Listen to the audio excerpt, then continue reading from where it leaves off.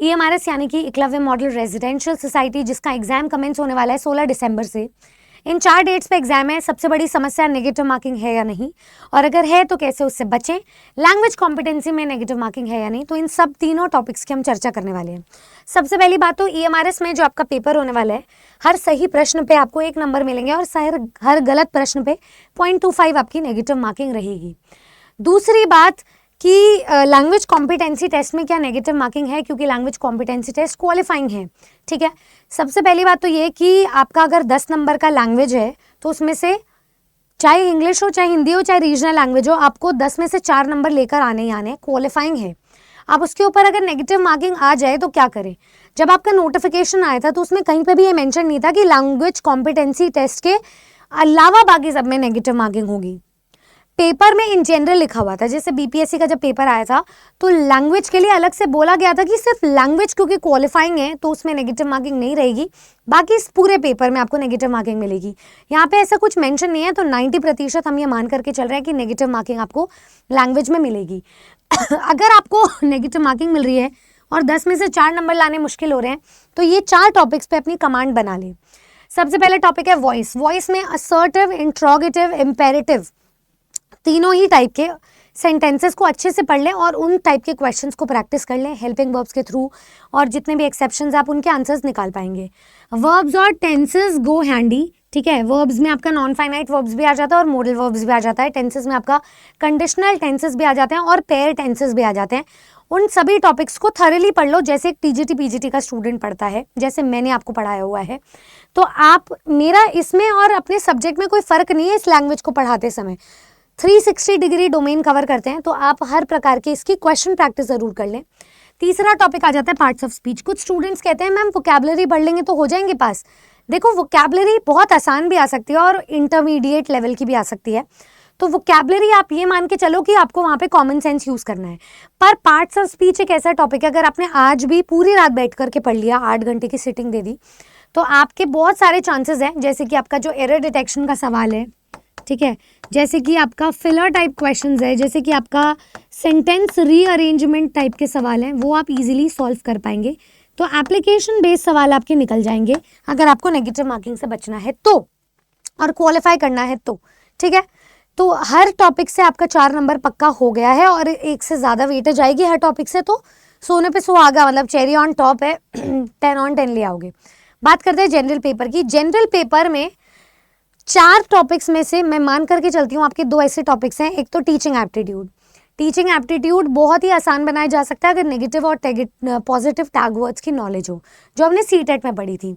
इसीलिए CTET पे emphasis करने को कहा जाता है, ताकि आप अपने बेसिक्स को स्ट्रॉन्ग कर लो, ताकि जब भी एग्जाम में कॉमन सेंस से रिलेटेड सवाल आए ना, तो आप इजीली अटेम्प्ट कर लो। यहाँ पे आप तुक्काइजेशन टेक्निक को फॉलो कर सकते हैं, क्योंकि आपके पास कॉमन सेंस है उस चीज़ को लेके। दूसरा है रीजनिंग। रीजनिंग के सवाल सॉल्व करने में मज़ा बहुत आता है, तो उसमें भी आप अगर कुछ भी नहीं पढ़ के जाओगे तो भी कहीं ना कहीं सवाल आपको इतनी हिंट दे देता है कि just by sprinkling on the topic आप इस पे जो है अपना एलिमिनेशन राउंड से सवाल को निकाल सकते हो। ये दोनों टॉपिक्स हैं। बाकी ICT और जनरल अवेयरनेस जो फैक्चुअल बेस्ड है वही आएगा, सब्जेक्ट रिलेटेड है, उसमें तुक्का नहीं मारा जा सकता। अगर मैं पार्ट 3 की बात करूँ, मेन सब्जेक्ट आपका 80 नंबर का है, तो इसमें आप कैसे जो है नेगेटिव मार्किंग से बच सकते हैं, या फिर क्या ऐसी ट्रिक्स हैं जो आप फॉलो कर सकते हैं। कॉमन टॉपिक, सबसे पहली बात तो ये कि स्ट्रेटेजिक गेसिंग करो। जैसे कई बार क्या होता है, आपको बोला जाता है कि many money, she has many money, ठीक है। अब आपने सब्जेक्ट वर्ब अग्रीमेंट पता है, आपको पढ़ा है, आपको पता है मनी एक अनकाउंटेबल नाउन है, उसके साथ मैनी आ ही नहीं सकता, आप इजीली एरर निकाल लोगे। तो क्योंकि आपने थ्योरी पढ़ी थी, आपने कॉमन सेंस लगाई और आंसर निकाल दिया। एक अभी BPSC में सवाल आया था, neither of these bottles useful. दोनों में से कोई भी बॉटल यूजफुल नहीं है। ऑप्शंस हैं इज, ऑप्शन है वर, ऑप्शन है आर। मैं चौथा और पांचवा नहीं कर रही हूँ, मैं डी कह रही हूँ ऑल ऑफ द अबव, ठीक है। यहाँ पे कॉमन सेंस ये नहीं लगाने कि ऑल ऑफ द अबव सही होगा, कुछ भी आ सकता है। सब्जेक्ट वर्ब अग्रीमेंट कहता है या तो सिंगुलर या प्लूरल, ठीक है। बॉटल्स है, काउंटेबल है, तो इसका प्लूरल बन सकता है। तो एक वन कह रहा है ये दोनों है। कई बार क्या बोथ बी एंड सी भी दे देते हैं, ठीक है। अगर आपको एक ऑप्शन दे दिया बोथ बी एंड सी, तो हो सकता है मन मचल जाए और वहीं पे चला जाए। पर मुझे ये बात पता है, नीदर लगा हुआ है, नीदर नॉर वाला टॉपिक कहता है, एक्सप्लिसिटली बताता है कि neither bottle number A nor bottle number B, ठीक है, फर्स्ट एंड सेकंड। अब इसके साथ जब वर्ब लगाऊंगी तो पास वाला सब्जेक्ट देखूंगी, सिंगुलर मिल रहा है इसलिए सिंगुलर वर्ब चलूंगी, प्लस दीज लगा है, यह है, और अभी की बात हो रही है पास वाली चीज की, इसलिए भी इज लगाया है। ऐसा कॉमन सेंस लगाओगे तो इजीली अपना आंसर सॉल्व कर पाओगे। स्मार्ट स्ट्रैटेजी थी ये, ठीक है, स्ट्रेटेजिक गेसिंग करनी है, गेस करो भी तो स्ट्रैटेजी वाइज। नेगेटिव मार्किंग से बचने का स्ट्रॉन्ग एरियाज पे फोकस करो।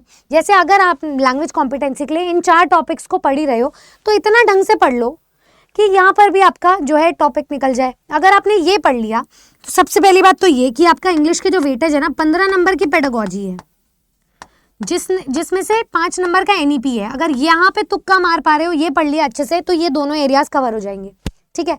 फिर उसके बाद अगर मैं दूसरी बात करूं, अगर मैं स्ट्रॉन्ग एरियाज की बात कर ही रही हूं तो बात हो गई है टेंसेस और वर्ब्स की, ठीक है।